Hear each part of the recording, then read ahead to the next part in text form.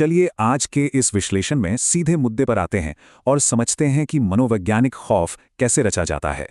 तो सबसे बड़ा सवाल यही है, आखिर ये असली खौफ पनपता कहाँ है, बाहर या हमारे अंदर? असल में कोई बाहरी राक्षस नहीं, बल्कि हमारे दिमाग की अपनी कमजोरियां ही हमें सबसे ज्यादा डराती हैं। पहले स्तंभ के रूप में फिल्म निर्माता इंसान के इसी दिमाग को अपना सबसे खतरनाक हथियार बनाते हैं। कैपक्रॉस भ्रम का उदाहरण लें।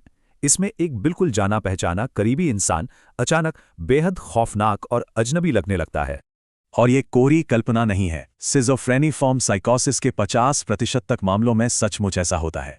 सिनेमा और असली मेडिकल आंकड़ों का ये मेल साबित करता है कि सबसे गहरे डर हमारे भीतर छिपे हैं। अब दूसरे स्तंभ यानी आंखों पर आते हैं। देखते हैं निर्देशक इन डरावने एहसासों को पर्दे पर कैसे उतारते हैं। सिनेमैटोग्राफर्स रोशनी, परछाई और कैमरे के खास एंगल्स का इस्तेमाल करके सीधे हमारी भावनाओं पर वार करते हैं।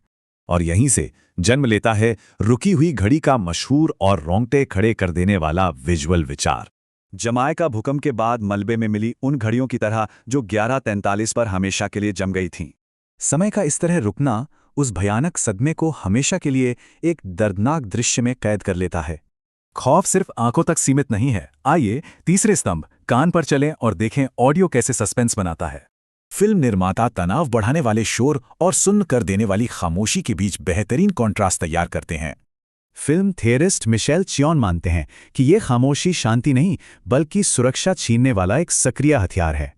कई फिल्में इसी खामोशी का अचूक इस्तेमाल करके किरदारों को पूरी तरह से बेबस और अलग थलग महसूस कराती हैं। तो अब निष्कर्ष की ओर बढ़ते हुए सबसे बड़ा सवाल, आखिर मस्तिष्क को इस भारी संकट में क्यों डाला जाए? इसका कारण है नेगेटिविटी बायस, हमारे दिमाग की वो प्राकृतिक बनावट जो किसी भी खतरे को तुरंत पहचान लेती है। पर फिर भी कोई अपनी मर्जी से स्क्रीन पर इन खौफनाक बुरे सपनों की तलाश क्यों करना चाहेगा? क्योंकि डर का सामना मानसिक शांति देता है। सोचिए, क्या असली डर पर्दे पर है या हमारे अपने दिमाग में?